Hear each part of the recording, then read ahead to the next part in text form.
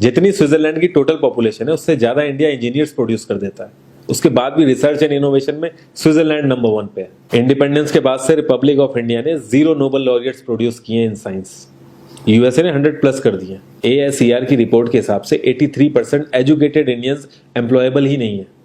और ये जो सुंदर पिचाई, सत्या नदेला की हम बात करते हैं, इन्होंने भी आगे चल के अपनी एजुकेशन बाहर से ही करी है। और ये सारी चीजें जो मैं बोल रहा हूँ ना, इसका रूट कॉज फाइंड आउट करने के लिए हमें थोड़ा सा पीछे जाना पड़ेगा। जब ब्रिटिशर्स हम पे रूल कर रहे थे तो ईस्ट इंडिया कंपनी के सामने 2 मेजर चैलेंजेस थे।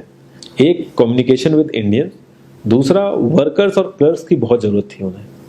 फिर थॉमस बेविंगटन मैकॉय ने हमें इंग्लिश एजुकेशन एक्ट ऑफ 1835 दिया, जिससे उनके दोनों पर्पस पूरे हुए। पहला, उनको बंदे चाहिए थे जो चुपचाप डेस्क पे बैठे, अपना काम करें, क्वेश्चंस ना करें और ज्यादा क्रिएटिव ना हो। Second, communication in English. English सबसे ज्यादा बोले जाने वाली लैंग्वेज नहीं है, उसके बाद भी इंग्लिश एक लैंग्वेज की बजाय एक क्लास बन गया इंडिया में। रशिया, चाइना, फ्रांस, ये सब जगह इतना ऑब्सेशन नहीं है इंग्लिश को लेके जितना इंडिया में है। पुअर कम्युनिकेशन बोला जाता है अगर आपकी इंग्लिश अच्छी नहीं है, जबकि इंग्लिश ना आने का मतलब है कि आपको कोई और लैंग्वेज आती है। 5 साल पुराना iOS भी आज की डेट में आउटडेटेड माना जाता है। लेकिन इतनी इंपॉर्टेंट चीज हमारा एजुकेशन सिस्टम आज भी बस थोड़े से चेंजेस के साथ ऐसे ही चल रहा है। हमारे एजुकेशन सिस्टम में रटने का कंपटीशन होता है, जो ज्यादा रट लेता है उसके ज्यादा मार्क्स आते हैं। अब 95% जिसके संस्कृत में आए हैं वो भी संस्कृत नहीं बोल पा रहा है। और बेसिक हिस्ट्री होने की बजाय इतनी मोटी मोटी किताबें हैं हिस्ट्री की जिसका कोई मतलब नहीं है। अगर आज की डेट में आपको कुछ भी पता करना, आप गूगल से पता कर लोगे, उसके लिए आपको याद करने की जरूरत नहीं है इतना कुछ। और ये गवर्नमेंट स्कूल में हर क्लास में इंग्लिश का सब्जेक्ट है। 12-12 साल लगाने के बाद भी लोग इंग्लिश नहीं बोल पा रहे हैं। और बिना किसी बुक को पढ़े 5 साल का बच्चा सीख लेता है, क्योंकि उसको वैसा एनवायरमेंट मिल जाता है। A+B का whole square is equal to A² + B² + 2AB। इसका रियल लाइफ में क्या यूज है किसी को नहीं पता, न प्रिंसिपल, न टीचर, न बच्चे, बस पढ़ाए चले जा रहे हैं। हो सकता है इसका कुछ मतलब हो, लेकिन आप ट्राई करके देख लेना, किसी को नहीं पता। हाँ, 2AB की जगह अगर आपने 3AB बोल दिया तो 4 लोग हंसने वाले मिल जाएंगे आपके ऊपर। किंडरगार्टन में जो बच्चों को सिखाने के लिए टेक्निक यूज होती है वो लाख गुना अच्छी है कॉलेज की वो रटने वाली टेक्निक से। और जिन बच्चों के बहुत ज्यादा नंबर आते हैं ना, जो वो छुपा छुपा के एग्जाम में लिखते हैं, आप देखोगे जब वो रियल लाइफ में जाते हैं ना तो ज्यादातर क्रम्बल करते हैं। हर किसी को सेम सिलेबस और सेम चीज सिखाई जाती है बिना उसकी कैपेबिलिटी देखे। और क्रिएटिविटी का तो दूर दूर तक मतलब नहीं होता।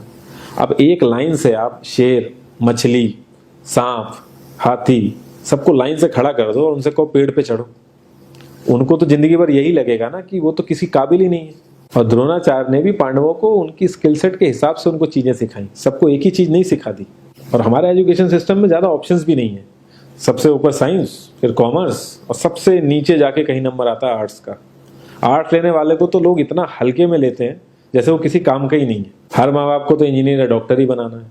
कॉलेज वाले अगर एक्स्ट्रा कोर्स रख भी देते हैं तो माँ बाप एंट्री नहीं कराएंगे, तो वो सारा पैसा बर्बाद होगा कॉलेज का। तो ऑप्शंस कहाँ से आएंगे? और बचपन से ही आपकी ट्रेनिंग स्टार्ट हो जाती है। माँ बाप, भाई बहन, रिलेटिव सब यही समझाते हैं अगर आपके मार्क्स नहीं आए और जॉब नहीं लगी तो आपकी जिंदगी बेकार। और लाइफ की क्रिएटिविटी को आप रखते हो साइड में, और ये अच्छे मार्क्स और अच्छी जॉब पाना आपका सपना बन जाता है। अब ये सपना पूरा हो जाता है तो बहुत बढ़िया है, दूसरे को जेलस फील कराओगे, नीचा फील कराओगे। और इस छोटी सी उम्र में अगर सपना टूट जाता है तो सेल्फ डाउट में आ जाओगे।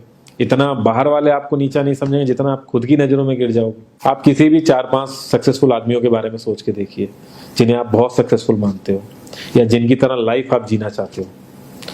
मैं ये कह सकता हूँ कि वो इस एजुकेशन सिस्टम की वजह से तो सक्सेसफुल नहीं होंगे, चाहे वो जो भी हो। धीरू भाई अंबानी, विराट कोहली, आमिर खान, नरेंद्र मोदी, ये सब हमारे इस करंट एजुकेशन सिस्टम के ट्रैप में नहीं फंसे। इन्होंने खुद सीखा, खुद एजुकेट हुए और खुद आगे बढ़े। किसी कंपनी के सीईओ को अगर ये कहा जाए कि आप अपनी कंपनी के सारे डिपार्टमेंट में इंटरव्यू दीजिए, तो कोई गारंटी नहीं है कि वो सारे डिपार्टमेंट के इंटरव्यू निकाल लेगा।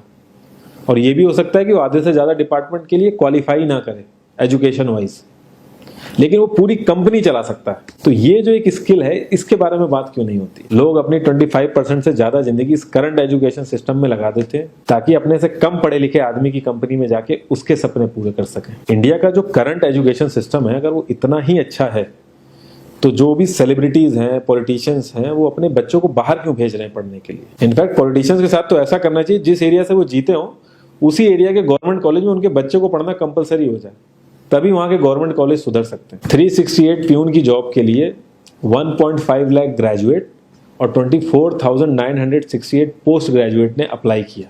मैं IAS PCS की तो बात नहीं करता हूँ, वो तो एक पैशन की बात होती है, लेकिन कुछ लोग 5-5, 6-6 साल से तैयारी कर रहे हैं कि कोई भी गवर्नमेंट जॉब मिल जाए उन्हें। उनसे पूछोगे क्यों ऐसे इतने टाइम से लगे हुए हो, तो वो एक ही चीज़ बोलेंगे कि जॉब सिक्योर है। मतलब आप काम नहीं भी करोगे तो आपको निकाला नहीं जाएगा। ये सारी कामचोरी वाली बातें माइंड में इसीलिए आती हैं क्योंकि हमारा जो करंट एजुकेशन सिस्टम है वो इतना कॉन्फिडेंस ही नहीं देता है कि हम अपनी स्किल के दम पे कहीं जाके काम करें और हमें निकलने का डर ना हो। मैं आने वाले 10 साल की तो बात ही नहीं कर रहा हूँ, अगर मैं आने वाले 5 साल की भी बात करूँ तो टेक्नोलॉजीज में इतना ज़्यादा चेंजेस आ जाएगा कि जो आज हम पढ़ रहे हैं, जिस स्किल पे हम फोकस कर रहे हैं, पता नहीं वो रेलेवेंट भी होगी कि नहीं उस समय। Cloud computing, SEO, digital marketing, ये सब जॉब्स पहले एग्जिस्ट ही नहीं करती थी। हम लोगों को एजाइल होना पड़ेगा, नई नई चीज़ों को सीखने के लिए ओपन रहना पड़ेगा, क्रिएटिव माइंड लगाना पड़ेगा।